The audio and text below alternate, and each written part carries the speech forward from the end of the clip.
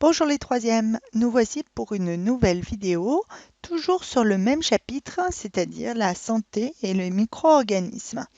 Alors, un petit bilan de ce que nous avions vu avant les vacances. Nous avions parlé du système immunitaire, c'est-à-dire du système de défense, qui nous permet de vaincre, de combattre des micro-organismes qui pourraient nous avoir contaminés et nous infecter. Quand on avait fini le chapitre, on avait parlé de phagocytose et nous avions vu qu'on avait dans le sang des cellules qui nous permettaient de nous défendre. On avait aussi parlé de la réaction inflammatoire. Alors aujourd'hui, nous allons nous intéresser à la lutte antimicrobienne. Donc c'est dans la 5e partie du chapitre. Et l'on va voir que pour aider l'organisme à se défendre contre les micro-organismes, donc contre les bactéries ou contre des virus, la médecine va disposer d'un certain nombre de solutions, telles que les vaccins et les antibiotiques. On va donc aussi étudier les vaccins, les antibiotiques, mais il ne faut pas oublier que l'hygiène, c'est la meilleure des armes pour lutter contre la contamination. Je vous rappelle que la contamination, c'est lorsque les microbes pénètrent à l'intérieur de l'organisme. Nous allons, dans ce chapitre, dans cette partie, dans un premier temps, étudier la vaccination, puis nous étudierons l'intérêt et l'utilisation des antibiotiques. Alors, regardons ensemble le document numéro 10. Ce document présente le calendrier des vaccinations. Vous avez tous dans votre carnet de santé ce document-là qui résume les différents types de vaccins que l'on doit faire aux différents âges. Le calendrier vaccinal fixe les vaccinations applicables aux personnes qui résident en France en fonction de leurs âges. Pour la population générale, hors évidemment les cas de personnes exposées à des risques particuliers ou de certaines professions, on va avoir certaines vaccinations qui seront obligatoires. Ce sont les vaccins qui apparaissent en vert ici. Le vaccin de la diphtérie, du tétanos, de la poliomyélite, le vaccin de la coqueluche et le vaccin HIB qu'on appelle Haemophilus influenzae de type B. Alors évidemment, je ne vais pas vous demander de retenir ce nom. Il s'agit des vaccins ci-contre la diphtérie et le tétanos. Seule la primo-vaccination, c'est-à-dire la première vaccination, avec un rappel à 18 mois, vont être obligatoires. Les rappels au-delà de 18 mois ne sont plus obligatoires. La poliomyélite, qui est une autre maladie grave et mortelle, va être elle aussi obligatoire pour la primo-vaccination et pour les rappels jusqu'à l'âge de 13 ans. Au-delà, ce n'est plus obligatoire. Il existe plein d'autres vaccins, comme par exemple le BCG, qui eux ne sont pas obligatoires, mais qui vont être fortement recommandés.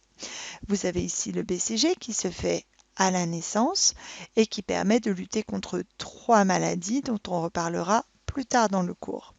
Vous avez aussi le vaccin contre l'hépatite B, contre le pneumocoque, contre le méningocoque, contre la rougeole, les oreillons, la rubéole, contre le papillomavirus humain et enfin contre la grippe. On pourrait rajouter le coronavirus qui fait aussi partie des différents vaccins que l'on peut obtenir et qui ne sont pas obligatoires.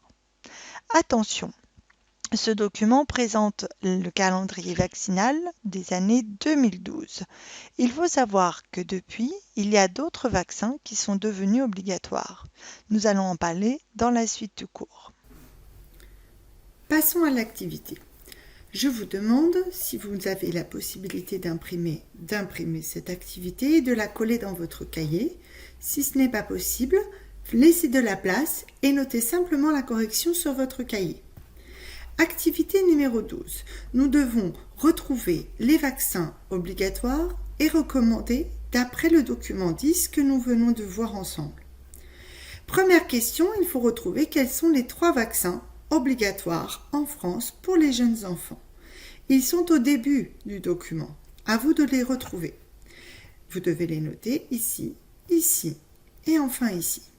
Expliquez pourquoi finalement il y a une obligation à vacciner ces à utiliser ces vaccins. Retrouvez ensuite les 7 vaccins qui sont recommandés dès l'enfance. À noter ici, ici, ici, ici, ici, ici et ici. Enfin, expliquez pourquoi il faut que le bébé de la famille Hygiénor subisse un rappel de vaccin dans la situation, l'image que vous avez. À vous de jouer!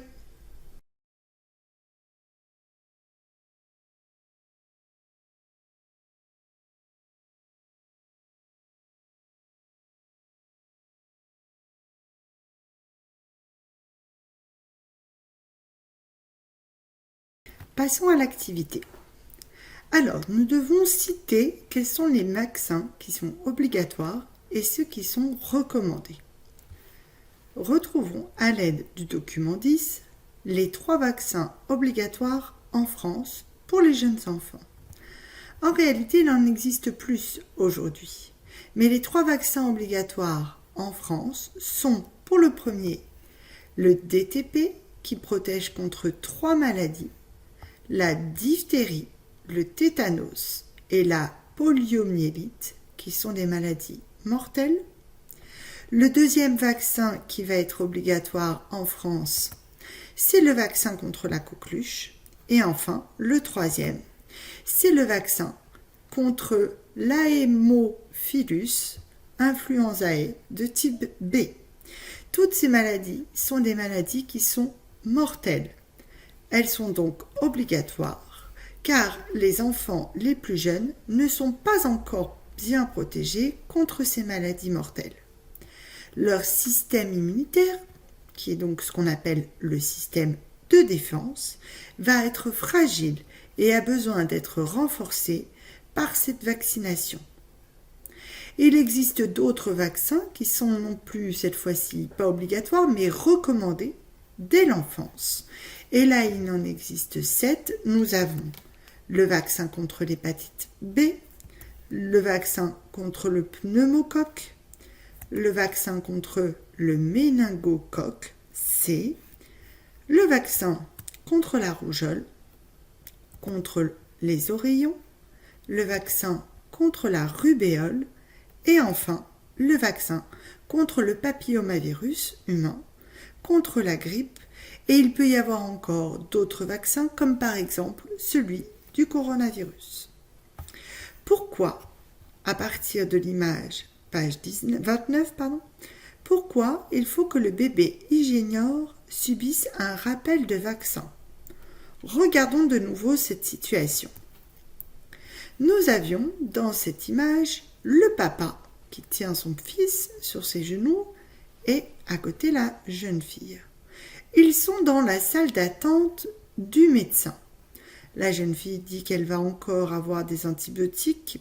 Berk, le dernier avait un goût infect. Et le papa pense discrètement dans sa tête, pauvre petit chou, encore une piqûre. Est-ce que tous ces vaccins sont-ils vraiment utiles? Et au fait, ai-je bien pris ma carte vitale avec moi? Alors pourquoi le bébé de cette famille doit-il se faire vacciner? C'est parce que c'est un enfant, un petit enfant. Et donc, le bébé de la famille Hygiénor est fragile. Il est très fragile puisqu'il n'a pas encore son système de défense qui est activé parfaitement. Il doit donc subir des rappels de vaccins pour renforcer son système immunitaire, son système de défense contre les micro-organismes. J'espère que vous avez compris l'ensemble de ce cours, l'activité que nous avons fait aujourd'hui, et que nous nous retrouverons la semaine prochaine pour continuer à travailler cette fois-ci sur le principe de la vaccination. Bon courage à vous!